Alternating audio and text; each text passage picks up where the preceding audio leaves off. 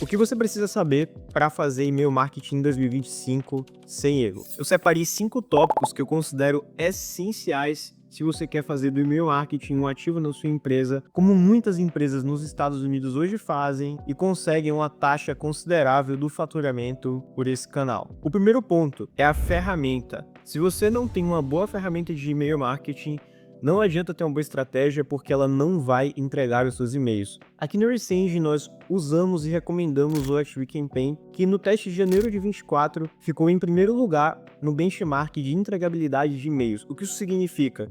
Que disparando para a mesma lista com o ActiveCampaign e com outra ferramenta, seus e-mails teriam uma taxa maior só por conta da ferramenta e da qualidade dos servidores dele em si e sem tirar sua cópia, disparando o mesmo e-mail, ferramentas diferentes, métricas diferentes. Portanto, vale a pena pagar e investir uma ferramenta que te retorna mais, porque o seu retorno sobre o investimento vai ser maior. Fora isso, o ActiveCampaign conta com um robusto sistema de automações, gerenciamento de contatos, campos personalizados, que permite com que você faça e crie automações muito mais avançadas baseadas no comportamento dos seus contatos. Portanto, ferramenta é o ponto essencial e número 1 para você que quer disparar e-mail, e aqui na Resend nós utilizamos o ActiveCampaign. Ponto 2.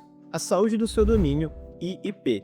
Se você dispara e-mail, você precisa usar um domínio profissional. Você não pode disparar usando e-mail gratuito com o Gmail. As ferramentas elas não permitem isso. E o Gmail não é feito para disparar em massa. Portanto, você tem um domínio. Se ele for novo, comprado há menos de 90 dias, isso é uma bandeira vermelha para os provedores, porque é um domínio que, sendo comprado recentemente, tem a possibilidade de estar sendo usado para spam. Então, se você comprou um domínio recentemente, saiba que vai ter um trabalho maior para fazer com que os provedores de e-mail confiem em você.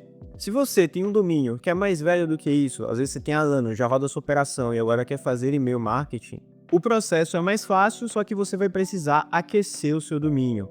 Pouca gente fala sobre isso aqui, mas existem vários artigos lá fora e até ferramentas de pessoas que fazem aquecimento de domínio.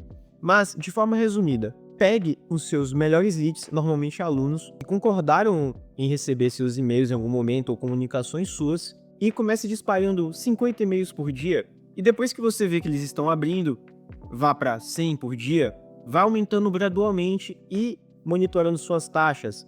Um funil de entrega de presente, algum material gratuito, algo que realmente entregue valor a quem está recebendo esse e-mail e, principalmente, peça respostas, porque isso faz com que o processo de aquecimento do seu domínio seja mais rápido. Cerca de 2 semanas fazendo isso, você vai começar a ter um domínio que está minimamente aquecido para começar a fazer alguns disparos. Mas atenção, engaje o seu lead primeiro para depois vender. Não saia querendo disparar e-mails só para vender.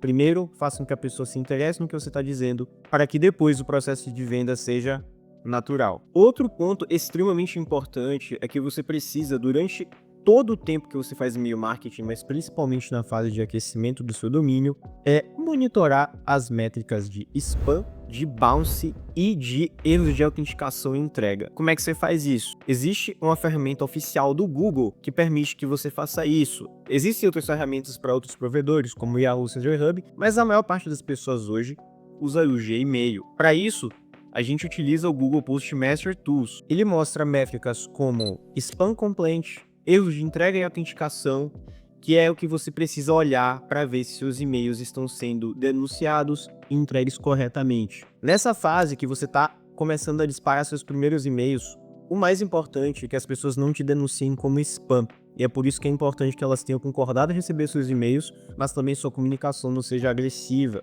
e nem invasiva. Você vai ver aqui, nesse gráfico, ele nunca pode passar de 0,3%. Isso é uma péssima taxa e vai provavelmente colocar você em spam em alguns emetentes. Normalmente, você não quer que essa taxa passe de 0,1% no dia e, idealmente, ela precisa ficar em 0%. 0,1% é uma bandeira amarela, 0,3% para cima é uma bandeira vermelha e você precisa ver o que está acontecendo na sua comunicação, na sua lista, que as pessoas estejam denunciando o seu e-mail. E o outro ponto é o seguinte: você tem um domínio e ele tem uma reputação, mas se você faz um subdomínio, exemplo, o que é um subdomínio?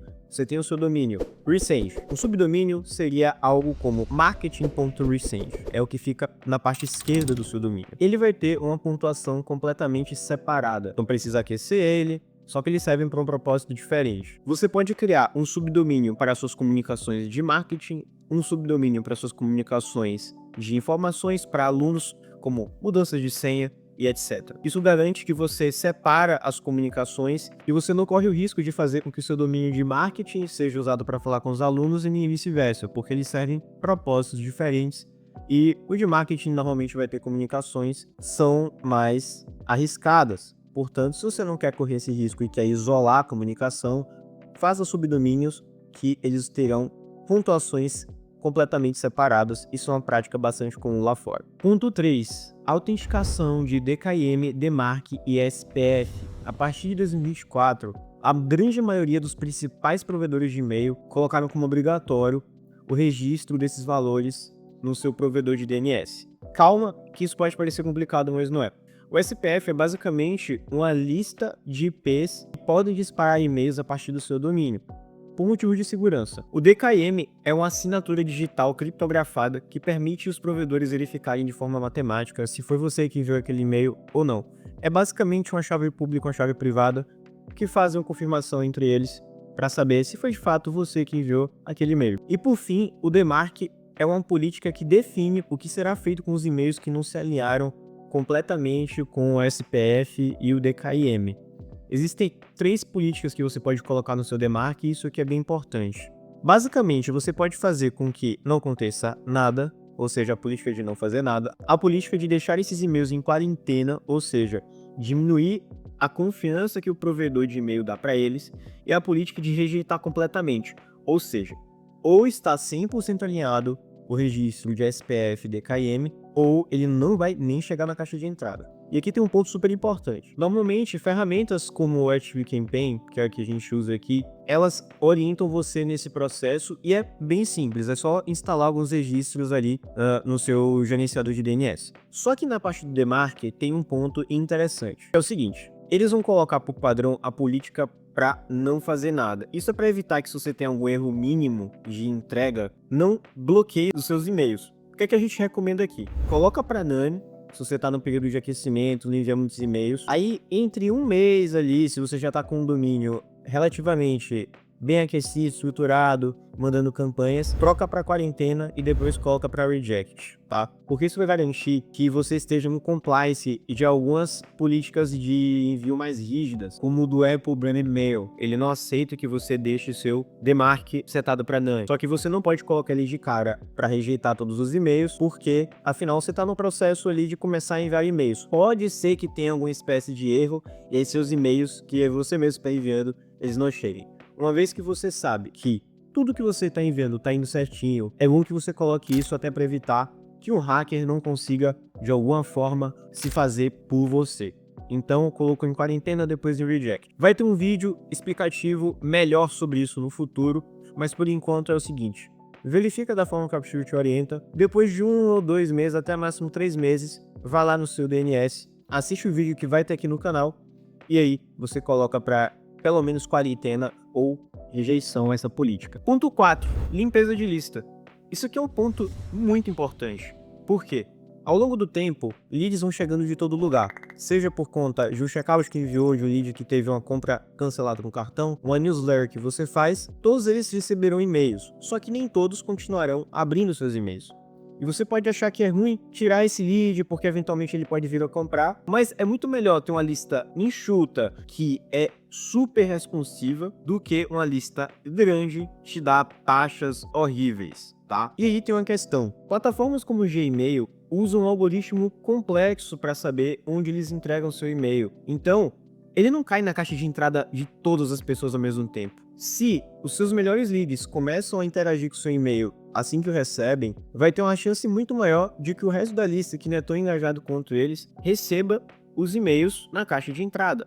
Mas se todos os e-mails que você envia tem uma grande parcela do público que nunca interage com eles, pode ser que até seus melhores leads acabem não recebendo mais os seus e-mails. Portanto, você tem uma taxa maior na lista menor, pode alcançar mais pessoas em número absoluto do que uma lista grande, que tem uma taxa reduzida, como muitas pessoas podem pensar. É melhor que você tenha 30% de abertura numa lista com 100 mil pessoas do que 1% de abertura ou 2% numa lista com 1 milhão de pessoas. Fora que, se você dispara e-mails constantemente para leads que não abrem seus e-mails, o seu domínio vai ser punido e cada vez mais a sua reputação vai cair. Portanto, limpe a sua lista e não dispare para pessoas que não concordarem em receber seus e-mails. Não compre listas de fora, não faça web scraping. Todas essas coisas vão só fazer com que seu domínio caia de reputação.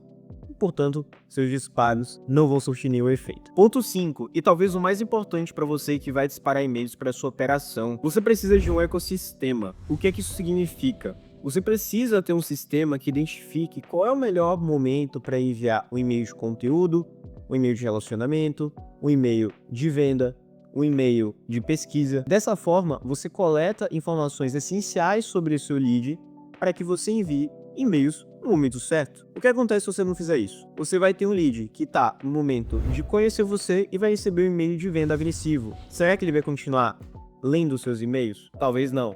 Ou você tem um lead que está abrindo todos os e-mails, mas por algum motivo nunca chega ao momento certo de oferecer algum cupom, alguma promoção especial. Você consegue garantir que você está enviando e-mails no momento certo, não incomodando os seus leads só com e-mails de venda e, principalmente, se você tem um ecossistema, você consegue garantir que não está enviando e-mails na hora errada para os seus leads, não tem 2 funis acontecendo ao mesmo tempo e enchendo a caixa de entrada deles, que você está se comunicando na medida certa e nem enviando e-mails de mais e nem de menos. Cada projeto vai ter um sweet spot em relação a isso. Mas se você tem um ecossistema, eventualmente você consegue fazer, eventualmente você vai identificar qual é o período de envio ideal. E aí tem uma frase que é muito interessante: engaje 99% do tempo e venda 1%, e não o contrário. A maioria das pessoas usa o e-mail marketing só como uma ferramenta de venda, como que nem usa o WhatsApp. Só que é muito mais do que isso, é uma ferramenta poderosa de relacionamento, engajamento, envios de conteúdos mais avançados, e seria desperdício usar isso só para venda. E vou além, se você trata o e-mail marketing só como uma máquina de dinheiro, ele não vai te dar dinheiro. Mas se você trata o e-mail marketing como um canal que é capaz de atrair, engajar e, por fim, converter, você vai fazer muito dinheiro com o e-mail marketing, mantendo altas taxas, poucas reclamações, fazendo dele um ativo da sua empresa. E lá fora, por exemplo, representa cerca de 10% do faturamento de grandes operações.